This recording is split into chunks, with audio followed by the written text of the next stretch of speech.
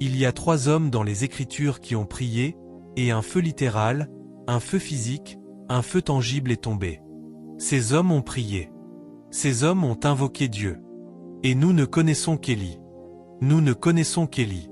Mais il y a 2 autres hommes qui ont prié, et un feu littéral, palpable, visible est tombé. Dans 2 Chroniques 7 verset 1, lorsque Salomon consacrait le temple de la maison de Dieu, la Bible dit, et comme il priait, le feu tomba. Quand David bâtit un autel dans 1 Samuel 21 verset 20, la Bible dit qu'après qu'il eut terminé, lorsqu'il offrit ce sacrifice à Dieu, le feu tomba. Le feu est le langage de Dieu. Ainsi, Dieu décrivait l'Église de la fin des temps. Dieu décrivait une génération de personnes qui se lèvent. Dieu décrivait un peuple qu'il avait en pensée. Dieu décrivait une marque, une espèce de personne. Dieu décrivait une classe de guerriers de la fin des temps. Et il a dit que ces personnes arrivent. Il a dit qu'il y aura un caractère qui les définira. Il y aura une nature qui les définira. Il a dit que lorsqu'elles se déplacent, le feu se déplace avec elles. Il a dit qu'un feu dévore devant elles. Et lorsqu'elles avancent avec le feu, elles laissent derrière elles des flammes. Ainsi, une destinée de la fin des temps, une destinée qui se distinguera, doit être sponsorisée par le feu. Une destinée qui se distinguera doit être sponsorisée par le feu. Une destinée qui se distinguera doit être sponsorisée par le feu. Le feu a 4 couleurs, vous savez. En êtes-vous conscient? 4 couleurs différentes. La première est le rouge. C'est élémentaire. Cela peut venir de l'énergie, cela peut venir comme une étincelle, cela ne peut rien consumer, c'est rouge. Le deuxième type de feu est jaune. Il est de couleur jaunâtre. C'est la deuxième catégorie de feu. C'est celui que vous allumez. Peut-être voyez-vous quelque chose brûler sur l'herbe, sur le bois, n'est-ce pas? La couleur est quoi? Jaune. Ensuite, il y a le blanc, qui fait tomber un bâtiment. Il fait tomber un bâtiment. Puis il y en a un dangereux.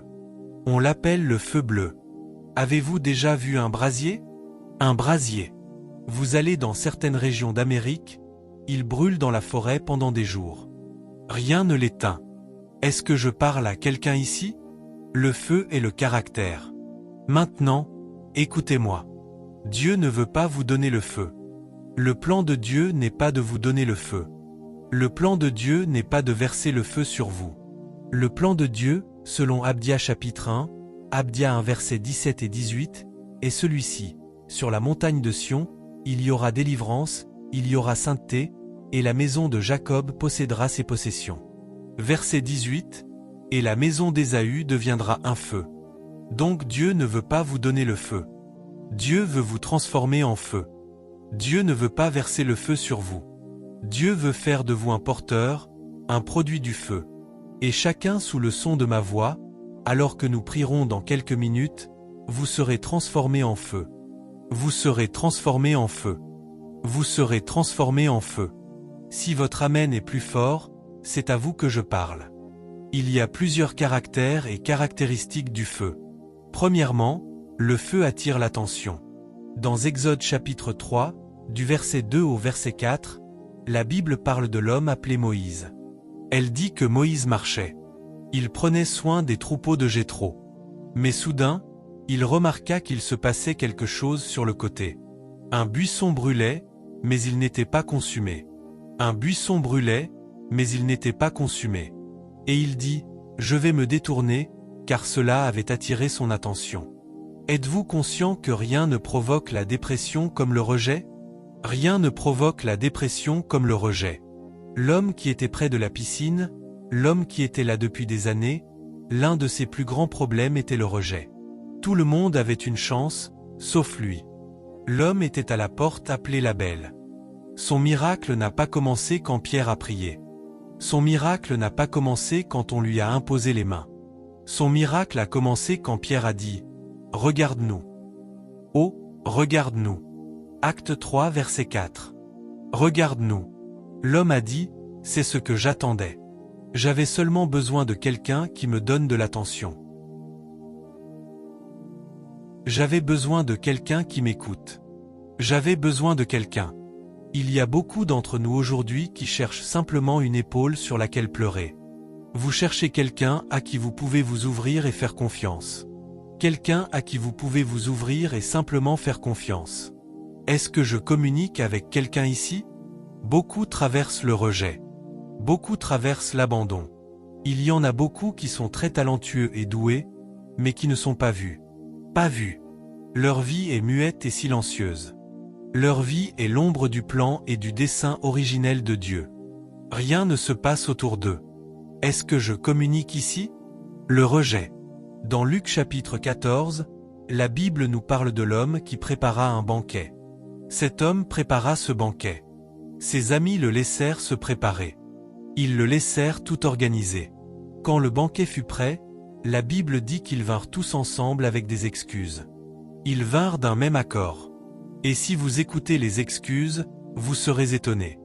L'un dit, « J'ai épousé une femme, laisse-moi aller la voir. » Donc il s'était marié sans voir celle qu'il avait épousée. Un autre dit, « J'ai acheté un terrain, laisse-moi aller le vérifier. » Donc il avait acheté un terrain sans le voir. Un autre dit, « J'ai acheté un bœuf, laisse-moi aller vérifier sa capacité. » Donc il avait acheté quelque chose sans l'examiner. Vous pouvez donc voir que cela n'avait aucun sens. Il y a des personnes aujourd'hui, si vous examinez le rejet autour d'elles, cela n'a aucun sens. Quelqu'un m'a dit qu'elle était allée quelque part, et qu'on lui avait dit, « Vous êtes trop qualifié pour ce travail. Vous êtes trop qualifié. Vos diplômes sont trop nombreux. C'est suspect. Si nous vous embauchons, vous prendrez cette entreprise. » C'était insensé. Et ils sont remplis de rejet, remplis d'abandon. Mais au nom de Jésus, lorsque le feu tombera aujourd'hui, tout rejet se transformera en célébration. Plus de rejet dans votre vie. Plus de rejet dans votre vie. Plus de rejet dans votre vie. Asseyez-vous. Asseyez-vous. L'attention est un cri. L'attention est un besoin. L'attention est une attente. Dans Matthieu 21 verset 42, il est dit, « La pierre même ». Marc 12 verset 10, Luc 20 verset 17, Acte 4 verset 11, « La pierre que les bâtisseurs ont rejetée ». Vous savez, parfois lorsque le diable commence à agir, Dieu laisse Satan faire un désordre de lui-même. Vous souvenez-vous de l'histoire de Rachel et Léa? La Bible dit que Jacob était attiré par qui? Par Rachel. Oui, il aimait Rachel. Il travailla pendant 7 ans, et la nuit il y eut un échange, on lui donna Léa. Et il travailla encore 7 ans. Imaginez simplement ces 7 années durant lesquelles il travaillait pour Rachel. Qu'est-ce qui se passait dans l'esprit de Léa? C'était une conspiration entre une sœur et un père. C'était comme si elle vivait avec de parfaits étrangers. Pendant 7 ans, pour elle, ce fut de la douleur. Pour elle, ce fut du rejet. Pour elle, ce fut de l'abandon. Pour elle, ce fut de la trahison. Mais elle ne savait pas que Dieu avait un plan.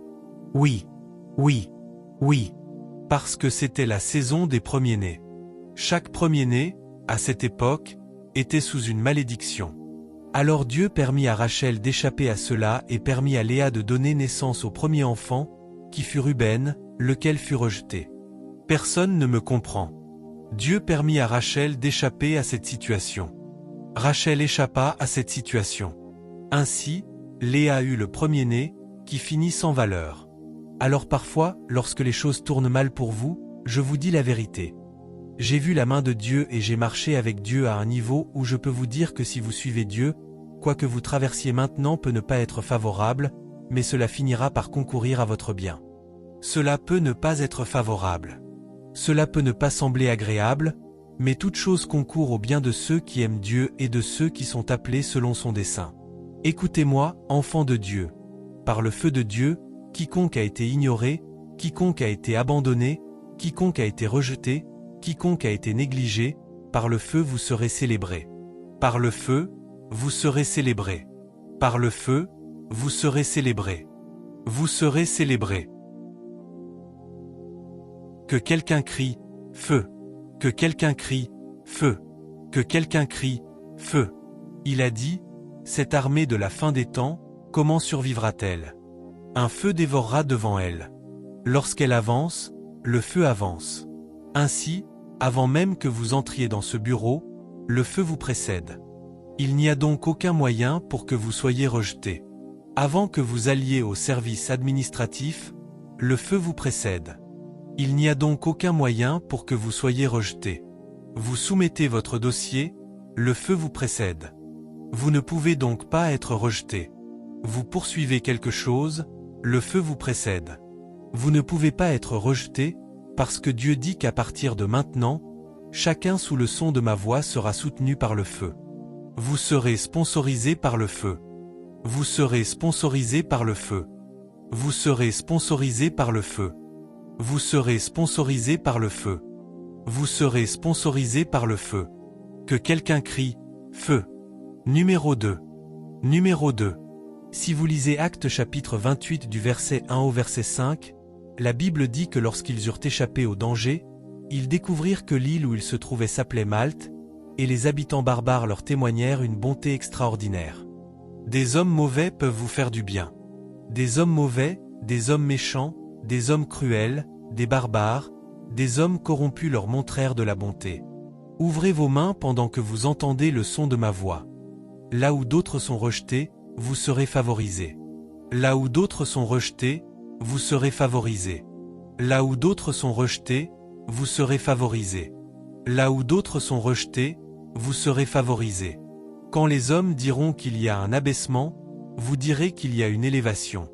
Quand les hommes diront qu'il y a un abaissement, vous direz qu'il y a un relèvement. Vous direz qu'il y a une élévation. Voyez cela, des hommes mauvais montrèrent de la bonté. Et Paul ramassa du bois. Que quelqu'un crie « Feu ! Feu !» Alors qu'il rassemblait les morceaux de bois, il essayait de les mettre dans le feu afin qu'ils continuent de brûler. Une vipère s'attacha à sa main. C'est le feu qui l'exposa. Ainsi, numéro 2, le feu expose. Vous ne pouvez pas porter le feu et devenir victime des assauts démoniaques. Le feu expose. Il y a des choses qui se cachent. Pendant que nous prierons dans les prochaines minutes, le feu les exposera.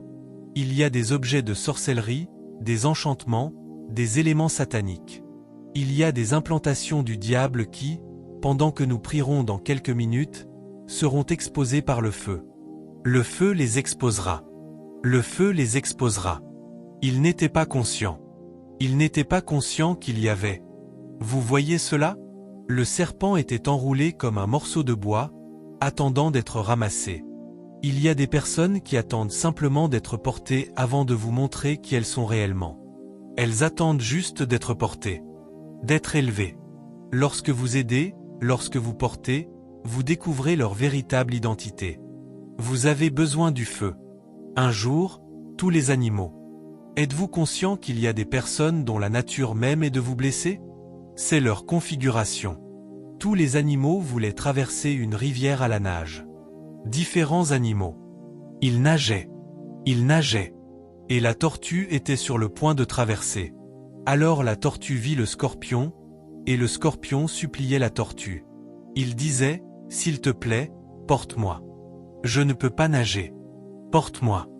Je te promets que je ne te ferai pas de mal. » La tortue répondit, « Je ne te fais pas confiance. » Le scorpion dit, « Porte-moi. » La tortue répondit, « Je ne te fais pas confiance. » Le scorpion dit, « Tu m'aides dans ma vie.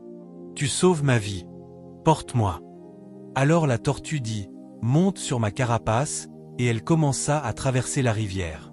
Lorsqu'elle amena le scorpion de l'autre côté de la rivière et qu'ils arrivèrent sur la terre ferme, le scorpion leva sa queue et piqua la tortue. La tortue dit, « Tu avais promis. » Le scorpion répondit, « Je suis désolé. C'est ma nature. C'est ma nature de piquer. Il y a des personnes dont la nature est de trahir. C'est leur nature de poignarder dans le dos. C'est leur nature de conspirer. Il y a des personnes qui complotent. Des comploteurs. C'est ce qu'ils font de leur temps. Conspirer, planifier, conspirer, planifier. Chaque jour, il y a un agenda caché.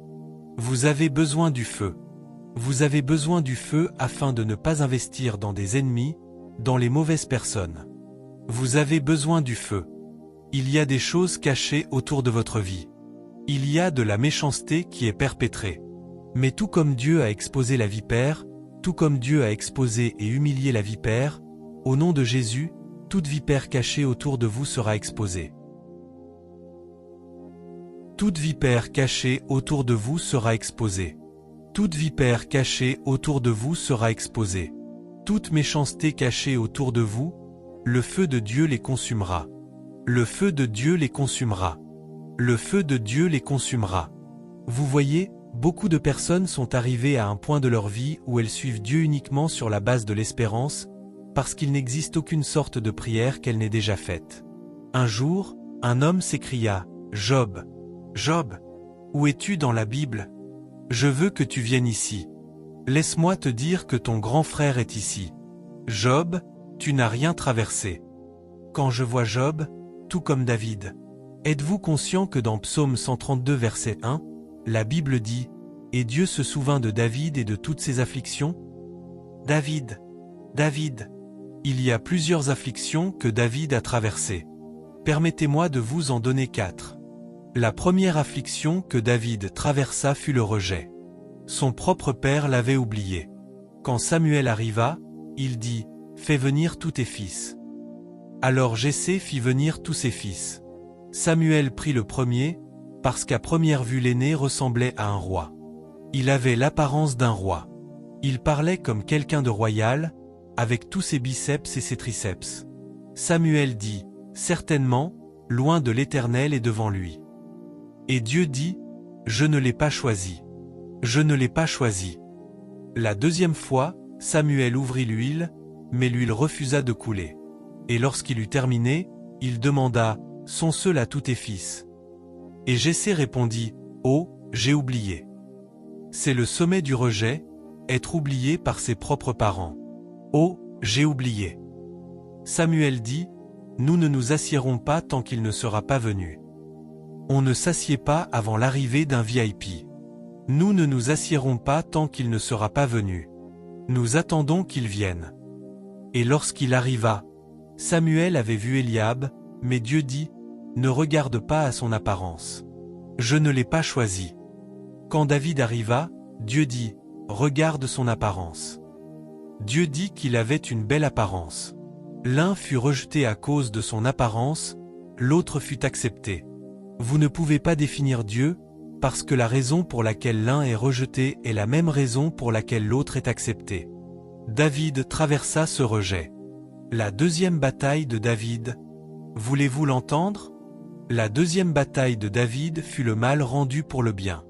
David recevait continuellement le mal en retour du bien. David prit soin des troupeaux d'un homme appelé Nabal.